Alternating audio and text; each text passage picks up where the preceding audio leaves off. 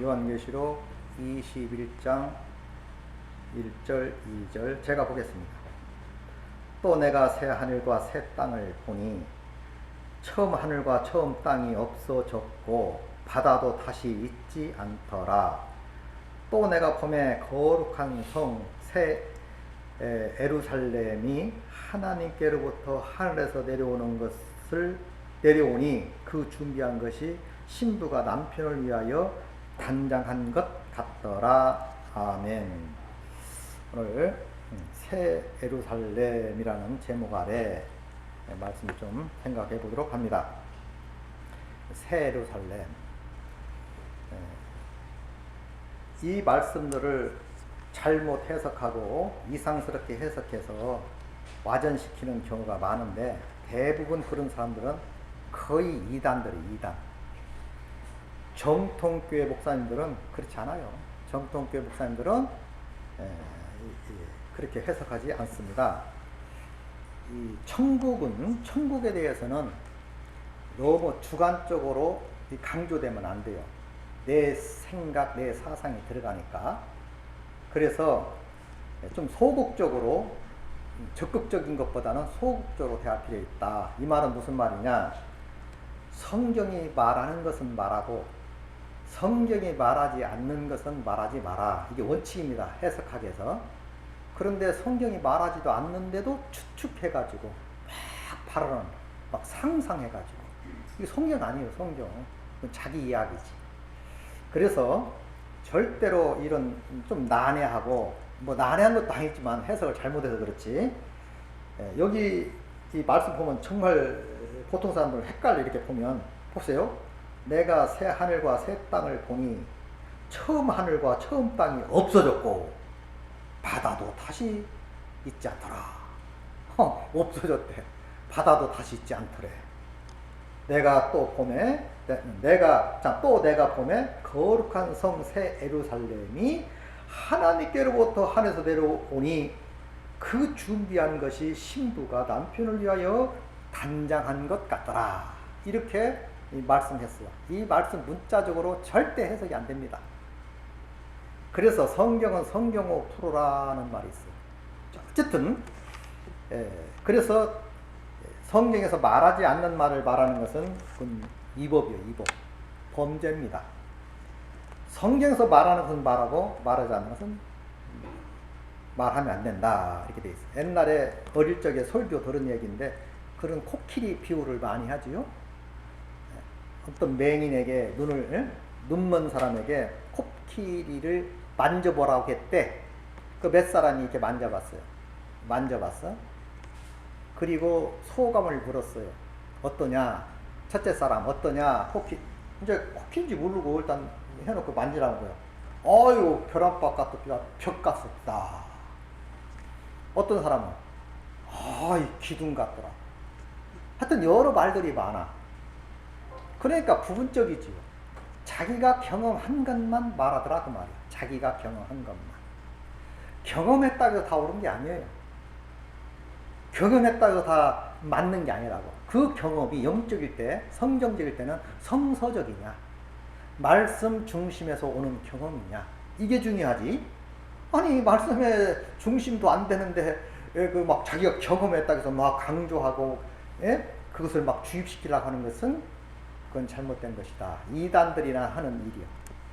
자, 예를 들어서 이런 간증들 많이 들었지요. 저도 많이 들어봤어요. 들을 것도 없지만 들어봤는데, 천국 갔다 왔대. 내가 몇 사람 테프로도 들어보고, 지금도 유튜브 같은 데 보면 나올 거예요. 말이 다 달라. 어떤 사람은 코끼리 다리라고 하고, 어떤 사람은 벽이라고 하고, 하여튼 여러 말들이 다 자기 주관. 옛날에 이런 말이 있어요. 우리 어릴 적에. 서울 갔다 온 사람보다 가지 아니한 사람이 이긴대. 본 사람보다 보지 못한 사람이 이긴다. 아닌 것도 막 강조하면요, 긴 것처럼 믿어줘. 사람도 이상하지요? 너무 확실히 이렇게 말해버리니까 내가 틀렸나? 혼돈이 오는 거예요. 내가 혼돈이 와가지고 내가 잘못했나 하고 멍 때리지요. 정신 차려보니까 그게 아니야. 이런 일들이 세상에는 비일비재하게 많습니다.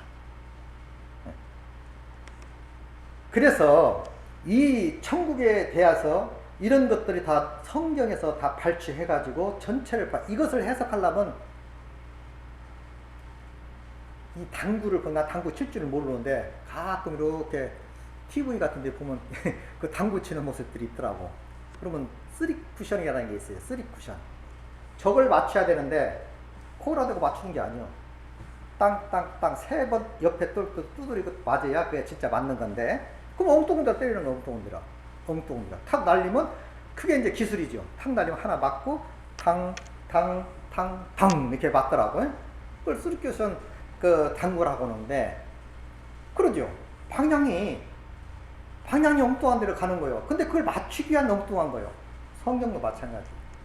이 자체를 문자적으로 막 해석해보고 짜내봐야 그거 안 됩니다. 엉뚱한 소리가 나오지. 자기의 아집, 고집, 또 자기가 목사인데, 예를 들어서 목사인데 체면도 있고 한번 주장한 건데 막 끝까지 버티는 사람이 있어요. 그거 아닙니다. 아무리 목회자라도 저도 틀릴 때가 있어요. 그럼 얼른 수정하면 되지. 수정을 하면 되지. 그걸 우깁니까? 아닌데? 아니 모르고 할 수 있죠. 어떻게 성경을 다 합니까? 아니 법관이 법을 다 합니까? 그들도 법조를 봐야 돼요. 그 책상 위에 항상 육법 전서가 있잖아요. 그러니까 다 외우고 있습니까? 외우는 거 하나도 없어요. 실수할 수 있고 잘못할 수 있어. 그러면 실수했고 잘못했으면 그걸 돌이키는 게 용기고 진실이지. 자기가 주장했다고 해서 끝까지 주장한다는 것은 그건 아집, 사탄적인 발상이죠. 이렇게 돼서는 안 된다. 자, 이사야서 65장 17절 말씀 보니까 구약에서도 이런 말씀을 합니다. 보라, 내가 새 하늘과 새 땅을 창조하니 이전 것은 기억되거나 마음에 생각나지 아니할 것이라 그랬어요. 이것은 예언적인 발언이거든요. 이제 메시아가 오시면 새 하늘과 새 땅이 창조된다는 거예요. 이전 것. 이전이 뭐예요? 창세기가 이전 것 아닙니까? 이전 것은 기억되지 않고 마음에 생각나지 아니할 것이라. 제가 가끔 말씀을 드리지만 저 지금 동안 살아오면서 묵상해보면 저는 내 개인적으로 대화를 많이 해요. 생각도 많이 합니다. 긍정적인 사고력을 저는 가진 사람 중에 한 사람인데, 나름 보면 목사로서 내가 잘못했으면 얼마나 잘못했고 죄를 졌으면 얼마나 죄를 졌겠어요. 양심상 그런 적 없어요. 있다 해도 회개하고 돌이키지. 그리고 잘못됐다고 생각하면 돌이켜야지. 회개하면 되는 것이지. 그리고 그걸 빙자해서 반복적인 삶을 살면 그건 더 나쁜 사람이죠. 그러면 지금까지 이렇게 묵상해보면 잘한 것보다 못한 것이 더 많더라는 거예요. 그래서 부끄러울 때가 많아요. 가만히 묵상하다가 아찔해. 부끄러울 때가 더 많더라 그 말이에요. 이것이 인간입니다. 그래서 우리가 엎드려 기도하고 회개하고 가슴 치고 하나님께 나가는 거 아닙니까? 그럴 때마다 하나님이 우리를 어루만져 주실 줄 믿습니다. 안아주셔요. 감싸주시고 절대로 우리 하나님은 우리를 내치지 않습니다. 우리 부모가 자식한테 막 나무랍니다. 이놈의 자식 그러면 되겠냐, 집 나가라 뭐하라 막 너무 강하면 인연을 끊자 막 별 소리를 다 하져요. 그렇죠. 화나니까. 근데 진심에서 그랬겠어요? 그러다 자식이 아니면 아이가 하고 엄마 품에 안기면 그래 그러지 마라 하고 안아주지. 잘 가라 이놈아 하는 부모가 어디 있겠어요? 우리 하나님도 우리가 어떤 잘못을 했다 할지라도 회개하고 돌이키면 안아줄 줄 믿습니다. 자, 보라 내가 새 하늘과 새 땅을 창조하니 이전 것은 기억되거나 마음에 생각나지 않을 거다. 너무나 이 과거 속에 사는 사람들은 불쌍한 사람이에요. 과거 속에 막 묻혀가지고 그 옛날 할아버지들이 그 할머니들이 나이 먹은 사람들이 옛날 얘기 했었지. 옛날 얘기 그 헛얘기도 하고 요즘 애들 싫어해요 그 말. 아이고 또 그 얘기하네. 헛얘기 또 하고 거기 젖어 살기 때문에 그런 거예요. 미래지향적이질 못하는 거예요. 과거에 집착돼 있어. 그 발전이 없어요. 발전이. 아니 썩어질 것 지나간 처음 창조한 이 지구가 실패한 작품입니다. 죄로. 사탄이 정복된 날 아닙니까? 그래서 예수님이 오셔서 그걸 회복시키기 위해서 다시 정상 궤도에 올려놓기 위해서 이 땅에 오신 거 아닙니까? 그런 개념에서 우리가 성경을 볼 필요가 있다 이 말입니다. 그런데 여기에 또 보니까 또 봄에 거룩한 성 새 예루살렘이 하나님께로부터 하늘에서 내려오니 그 예비한 것이 신부가 남편을 위하여 단장한 것 같더라 이렇게 돼 있어요. 그런데 이 예루살렘에 대한 개념을 잘 알고 있어야 됩니다. 그렇지 않으면 이 말씀의 해석이 안 돼. 성경의 예루살렘이라는 말이 신약에서만 한 139번, 구약에서는 626번 이렇게 말하고요. 그러니까 총 말하면 764번이나 예루살렘에 대해서 말하고 있어요. 그럼 예루살렘은 우리가 어떤 곳이라고 봅니까? 하나님의 성소가 있는 성전이 있는, 근데 다윗 당시 때는 다윗성이라고도 하죠. 다윗성. 이름들이 많아요. 예를 들면 예수님도 주, 그리스도, 제사장, 성령, 보혜사, 하나님의 아들, 예수 그리스도 많잖아요. 그러니까 헷갈리는 거예요. 사람들이 같은 말인데도 자꾸 이렇게 말하고 이렇게 말하면 헷갈려. 인자, 예수님이 인자, 주님, 주, 성령, 보혜사, 하나님의 아들, 그리스도. 예수 이름이 막 엄청나게 이렇게 애칭들이 많아요. 예루살렘 성전도 마찬가지입니다. 다윗성, 도성, 또는 시온성, 그냥 시온, 또는 시온산, 응? 또 예루살렘 이렇게 표현하고 있어요. 시편 123편에는 128편인가? 내가 산을 향하여 눈을 들리라 나의 도움이 어디서 올꼬. 내가 산을 향하여 눈을 들리라 나의 도움이 어디서 올꼬. 우리 앞산, 뒷산 그런 산을 말하는 게 아니고 헐몬산을 얘기하는 게 아닙니다. 신의 산을 얘기하는 게 아니라고. 거기서 말하는 산은. 그러니까 문자적으로 잘못하면 산 하니까 그냥 어떤 산을 말하지? 그럴 수 있죠? 어떤 산을 말하지? 예루살렘 성전을 향하여 하는 기도입니다. 시온산, 시온성. 내가 산을 향하여 눈을 들리라 나의 도움이 어디서 올꼬. 이스라엘 백성 포로 당시 때에 다윗도 그렇고 많은 포로자들이 예루살렘을 향하여 문을 열어놓고 하루 세 번씩 기도했어요. 예루살렘을 향하여. 그 예루살렘 성전, 예루살렘이 뭡니까? 평화의 도시, 살렘이라고. 살렘, 평화. 에? 그곳에 하나님이 임재했어요. 그래서 예루살렘이라는 그 이름 자체는 물론 지역적 이름이지만 그것이 곧 하나님의 성지로 불러졌고, 예루살렘 하면 하나님이 함께 하는 곳, 하나님이 같이 하는 곳, 그걸 상징하는 겁니다. 다시 말하면 교회를 의미한다 이 말이에요. 신약시대에 와서는 교회. 예수님 당시 때 예루살렘 성전이 감당 못하니까 엉뚱한 짓만 하니까 짓이라고 해야 돼. 엉뚱한 짓. 하나님 원하는, 하나님 뜻대로 살지 못하고 자기 중심으로 인간적, 인본주의적 생각으로 살다 보니까 하나님이 더 이상 이 지탱할 필요 없다. 더 이상 놓아둘 이유가 없는 거예요. 그래서 예루살렘을 성전을 향하여 애원하지요. 돌 하나 돌 위에 포개지지 않고 다 무너질 것이다. 그리고 바라보시고 우셨어. 그냥 눈물 뚝뚝 하고 이렇게 운 게 아니라 앙앙 울었다는 거예요. 소리나게. 3번 그랬다는 거 아닙니까? 막 그냥 울었다는 거 아닙니까? 너무 안타까워서. 응? 그러면 그 성전이 어디로 갔습니까? 그 성전이 어디 갔어요? 그래서 이게 성경 문자적으로 해석하면 교회들에게, 하나님은 교회들에게 말씀한다. 교회들에게 말씀한대. 아니 박 목사에게 말하는 사람들에게 말해야지. 누구에게 말해야지. 성경 계시록에 보면요, 교회들에게 말한다. 교회들에게 말한다. 이런 말을 해요. 우리가 그래서 성경을 잘 이해를 해야, 아, 그런 뜻이구나. 아, 그런 의미가 있구나. 아, 그렇게 성경은 흘러가고 있구나. 전체를 봐야지. 하나님이 하고자 하는 말, 누구를 향하여 하고자 하는 말인지 상징적인 것이 너무 많기 때문에 어떠한 부분을 가지고 이거다! 라고 못 박아 말하면 오류가 생긴다. 그 말이지요. 자, 그러면 우리가 잘 아시다시피 성경에는 이상한 말들을 많이 하는데 새노래가 있어. 새노래. 아, 흠노래도 있고 새노래도 있고. 새노래가 뭐예요? 이 새노래라는 말이 성경에 많이 나와요. 뭐 다 말할 수는 없고.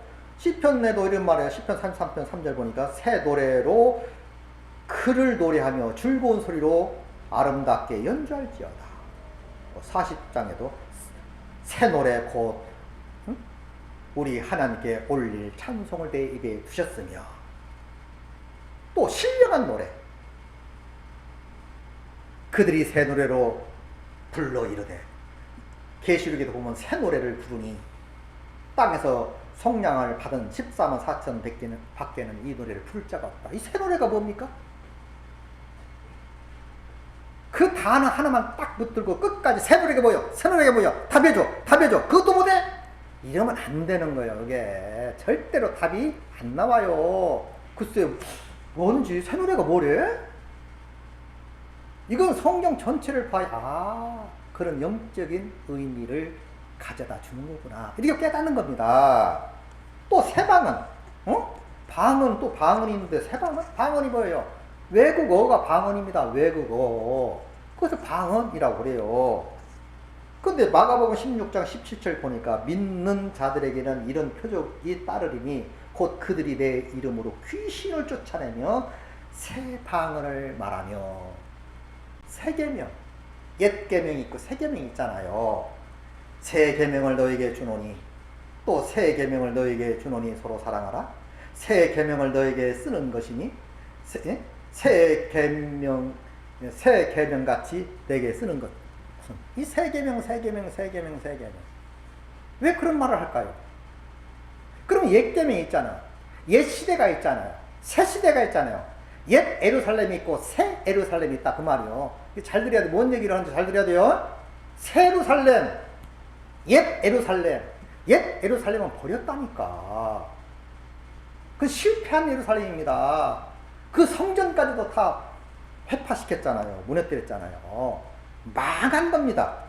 그러니까 새 예루살렘이 필요하지요. 하나님의 창조는 새로워져야 되고 꼭 이루어져야 되니까, 창세기는 실패한 장이라면 계시록은 성공, 이루어놓은 거, 성취시킨 거.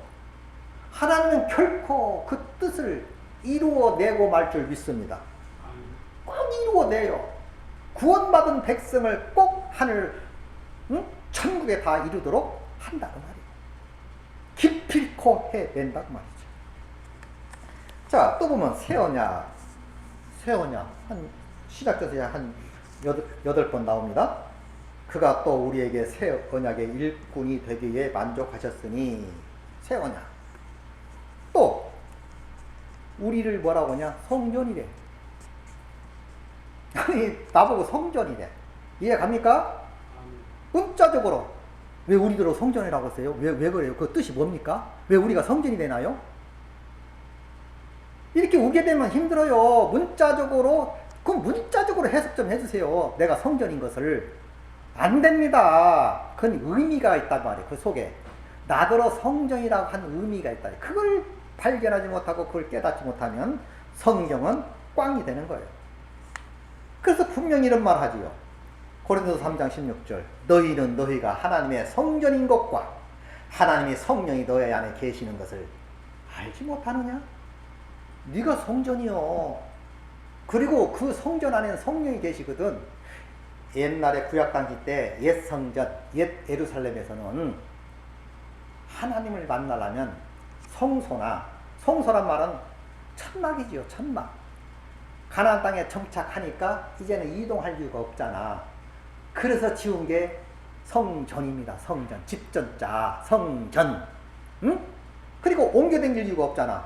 그래서 예루살렘 성전. 그곳에 하나님이 임재한 겁니다. 그래서 구약 다닐 때는 죄를 지면 양 끌고 성전에 갔던 거예요. 그러면 성전에 가면 제사장들이 그 돕는 일을, 도미 역할을 하지요. 그 정결 의식을 했던 겁니다. 오늘날은 그 성전이 없잖아. 그럼 어디 가서 정결 의식을 해야 되나요? 어디 가서 해요? 교회에서 하는 거야? 교회에서 하는 게 아니야. 그래서 제가 구원은 어디서 받죠? 내가 그렇게 물어요. 구원, 그건 좀 입력을 시켜주려고 이렇게 묻는 거예요. 무시해서가 아니고. 그러니까 말씀을 이렇게 딱 던지고 말면 그냥 다 잊어버리더라고. 집에 가면. 관심이 없어들. 그래서 입력을 시키려고 자꾸 구원 어디서 받아요? 이렇게 물으면 교회에서 받죠? 다시 얘기할게요. 구원 어디서 받아요? 성경에서 받죠? 아닌데요? 구원 어디서 받아요? 그럼 목사님에게서 받나? 목사님에서 받죠? 이렇게 얘기한단 말이에요. 이렇게 다 틀렸잖아요. 어디 구원이 목사님에서 받고, 예? 성경에서 받고, 예? 교회에서 받고 그럽니까? 그게 전혀 틀린 말은 아닌데 비슷한 말이요. 닮은 듯한 말. 예? 비슷한 말이요. 구원 어디서 받는 거예요? 어디서? 그 본질을 알아야지. 본질. 구원 어디서 받는 겁니까? 죄에서 해방받는 것을 구원이라고 그래. 그것을 예수님이 해줄 줄 믿습니다. 예수 그리스도를 통해서 죄 가운데에서 건져냄을 받는 것을 구원이라고 그래요. 그러니까 이런 것들이 해석이 필요하다 이 말입니다. 해석. 하나의 그 단면을 내가 설명했지만 그렇다 이 말이에요. 성경이라는 게. 그냥 성경에서 봤죠. 틀린 말은 아니지요. 목사님을 통해서 봤죠. 틀린 건 아니지요. 그러나 그건 다 본질이 아니지. 본질. 구원은 죄 가운데서 해방받는 거. 죄가 뭡니까? 어떤 사람은 또 죄가 뭐요? 잘못하는 거죠. 죄가 뭐요? 좀 믿음 있는 사람은 믿지 않는 거죠. 다 틀린 말은 아니야. 다 맞는 말인데 틀려. 정답이 아니야. 죄가 뭐요? 도둑질하고 사기치고 못된 짓 하는 게 죄지요. 믿지 않는 게 죄고, 교회 안 나오는 거 죄고. 물론 맞습니다. 많은 그 사람은 아직도 죄의 본질을 모르는 사람이에요. 뭐 이상한 게 아니에요. 아무것도 아니에요. 죄의 본질이 뭐냐? 마귀요. 죄가 뭐예요? 마귀.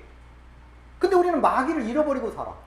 자꾸 내 실수, 내가 잘못해서, 내가 어리석여서, 내가 부족해서, 내가 겸손치 못해서, 다 그렇게 말합니다.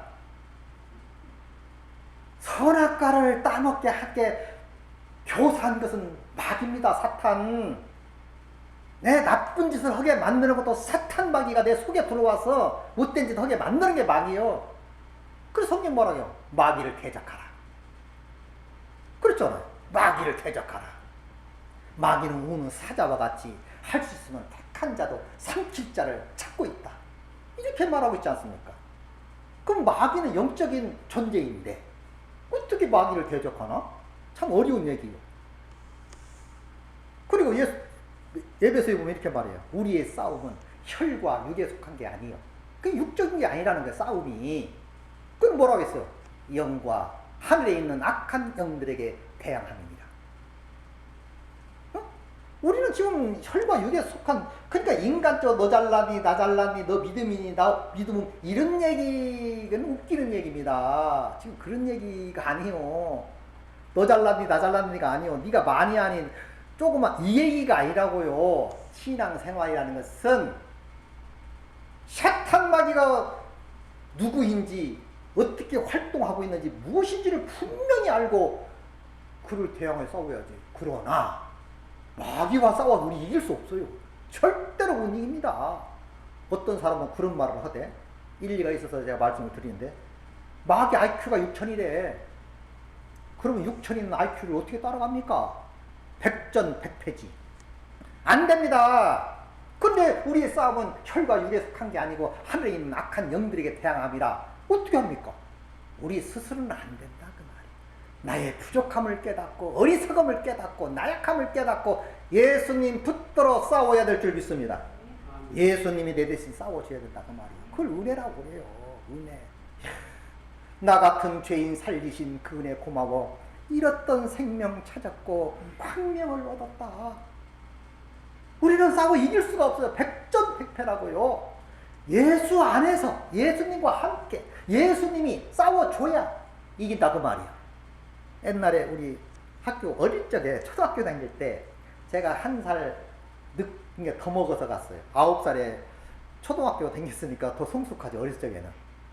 그러니까 애들보다 훨씬 나아. 근데 거기에는 내 동창들이 2살 어린애도 있고 다 거의 다 1살 다 어려요. 기본적으로. 그러니까 내가 성숙돼 있죠. 그러니까 그냥 어릴 적에는 개구장이 있고 그러니까 엄마 내 가방 좀 들고 가.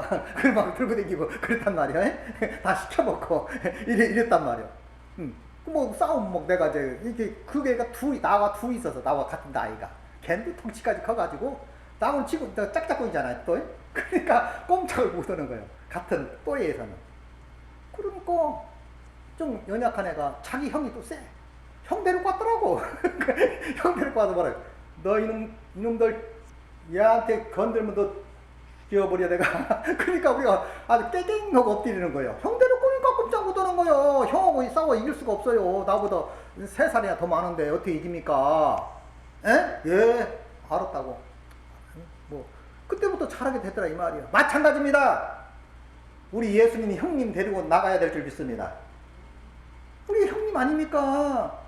우리를 형제라 하기를 부끄러워하지 아니한 줄 믿습니다. 예수님은 그래서 우리를 형제라 하기를 부끄러워하지 않는다. 예수님은 우리를 향하여 여러 각도로 설명합니다.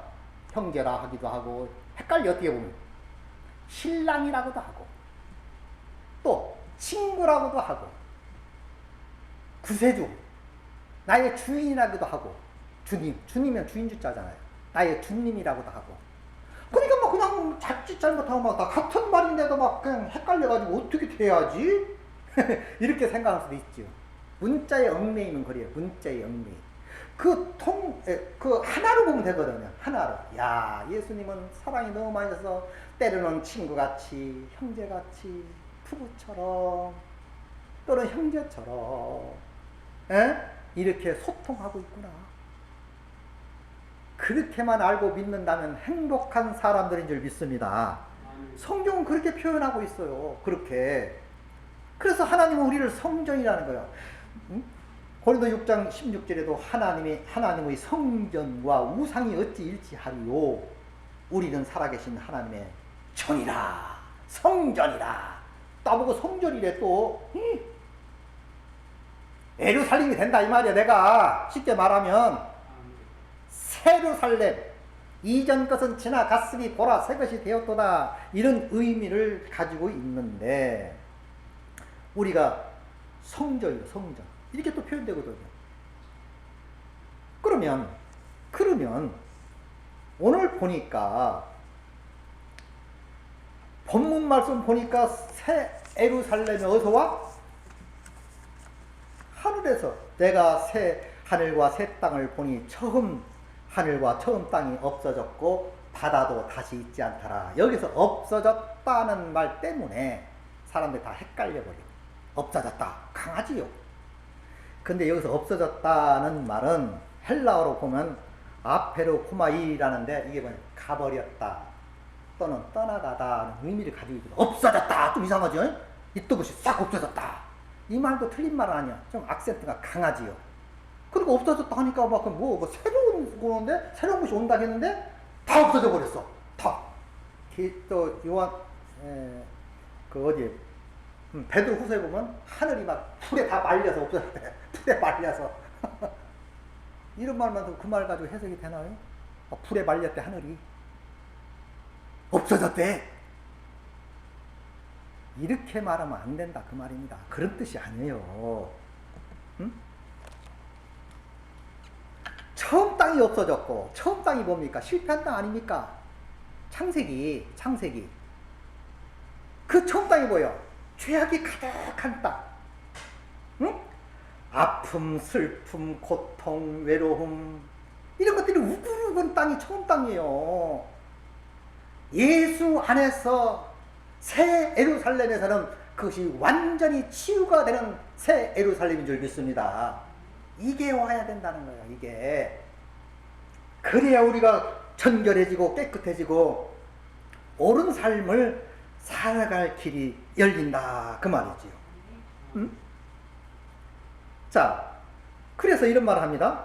2절 다시 볼게요. 또 내가 보매 하늘에서 거룩한 성 새 예루살렘이 하나님께로부터 하늘에서 내려오니 그 예비한 것이 신부가 남편을 위하여 단장한 것 같더라. 멋진 새 예루살렘에 하늘 내려오는 것을 환상으로 보는 거예요. 환상이요, 환상.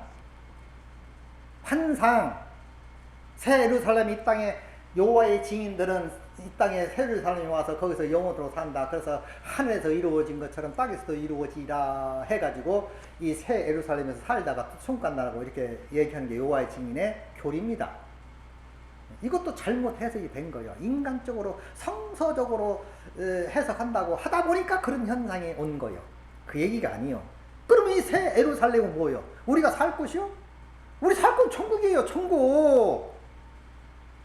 그럼 새 예루살렘이 뭔지를 알아야지. 성전 아닙니까? 하나님의 성전. 자, 그러면 계시록 본문 말씀에 다시 본문 말씀 21장 9절에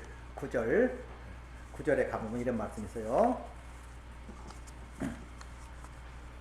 일곱 대접을 가지고 마지막 일곱 재앙을 담은 일곱 천사 중 하나가 나와서 내게 말하여 가로되 이리로 오라.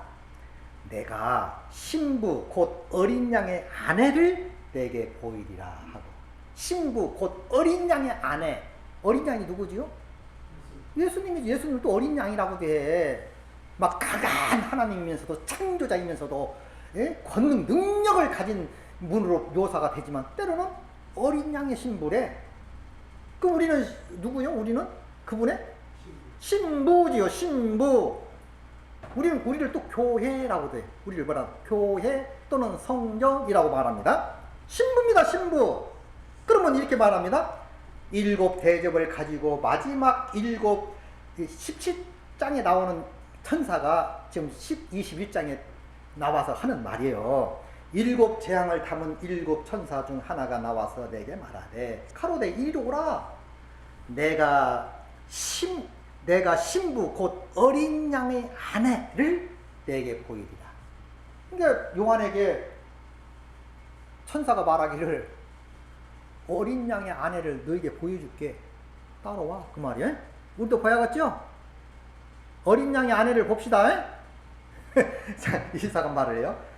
자, 성령이 나를 데리고 크고 높은 산으로 올라가 하나님께로부터 하늘에서 내려오는 거룩한 성 예루살렘을 보니. 그랬어요.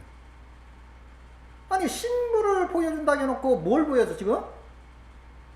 예루살렘을 보여주고 신부래. 뭔 말인지 이해 갑니까 지금? 그 신부래. 신부 성전. 자, 공동번역에 있는 말씀 봅니다. 마지막 일곱 지진이 마지막 일곱 가지 재난이 가득히 담은 일곱 대접을 손에 든 일곱 천사 중 하나가 나에게 와서 이리 오라. 어린 양의 아내인 그 신부를 너에게 보여주겠다 하고 말했습니다.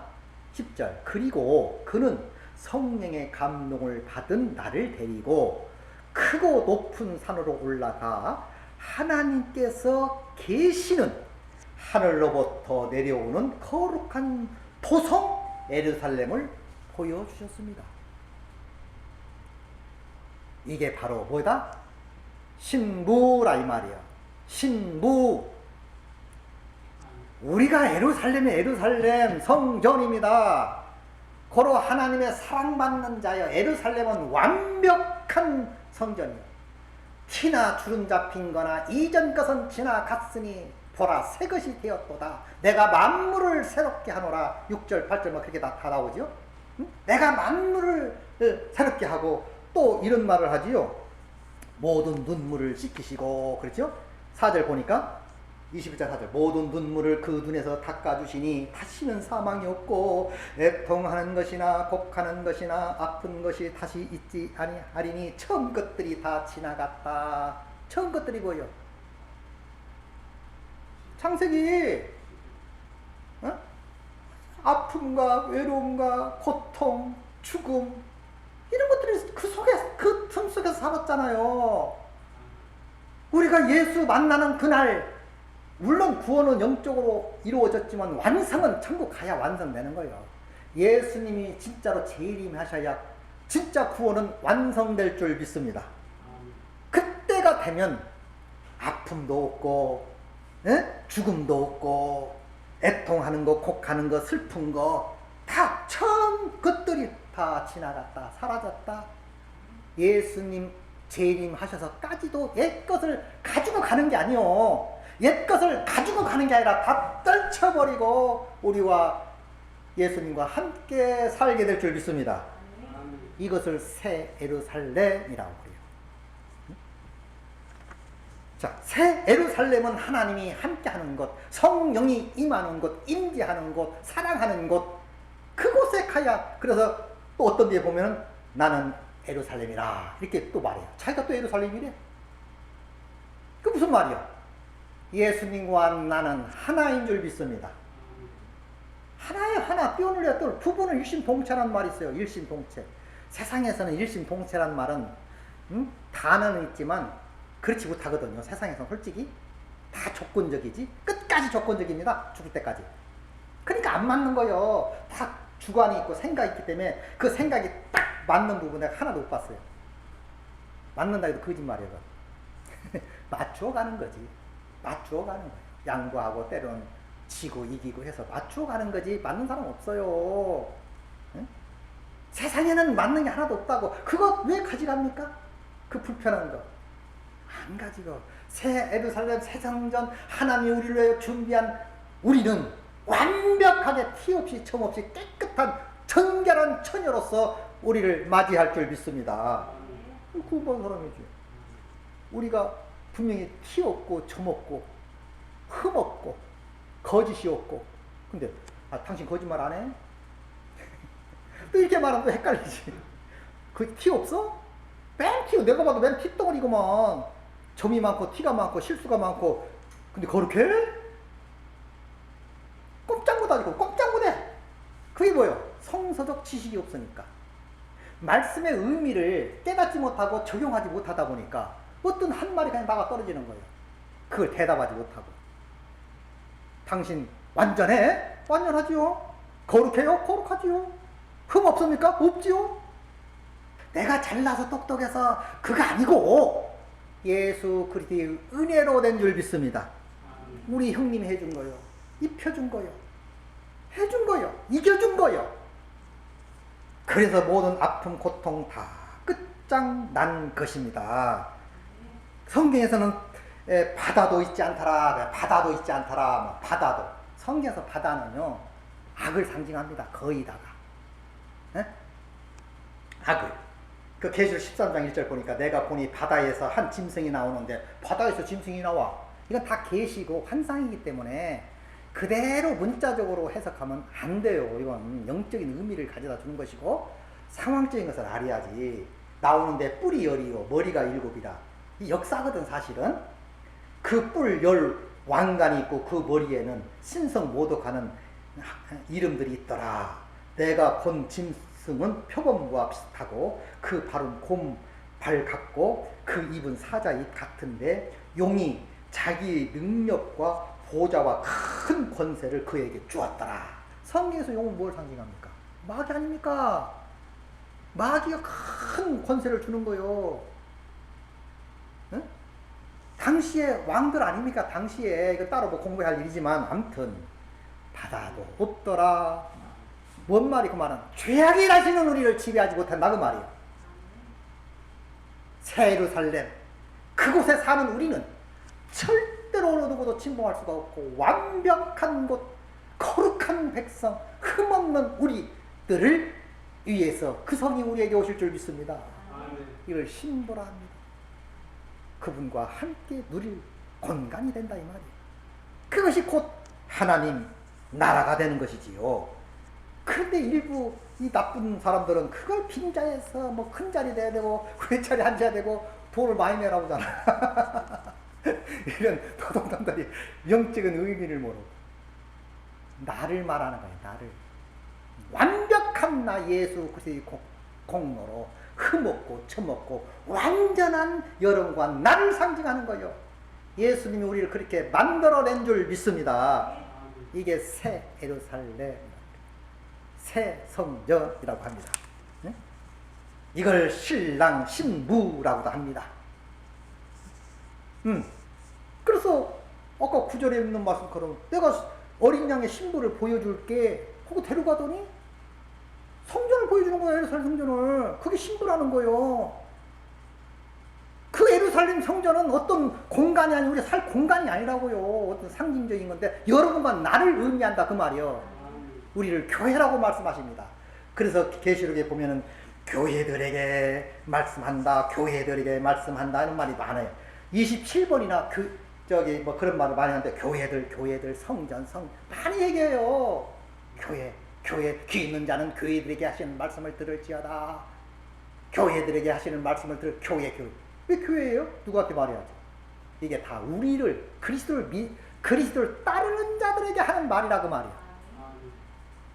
그래서 우리는 예수님과 새 하늘 새 땅, 내가 만물을 새롭게 하노라는 말 한 번 더 보고 4절, 3절부터 볼까? 자, 모든 눈물을 그 눈에서 닦아주시니 다시 사망이 없고 애통하는 것이나 4절입니다. 애통하는 것이나 곡하는 것이나 아픈 것이 다시는 있지 아니하리라. 처음 것들이 다 지나갔습니다. 보좌에 앉으신 이가 이르시되 내가 만물을 새롭게 하노라 하시고 또 이르시되 이 말은 신실하니 참되고 기록하리라 하고 그랬어요. 만물을 새롭게. 예수님이 이 더러운 만물을 다 새롭게 깨끗하게 청산하시고 여름과 날을 고이고이 남겨주신 줄 믿습니다. 이걸 새 예루살렘이라고. 오늘 또 승리한 여러분 되시기 바랍니다.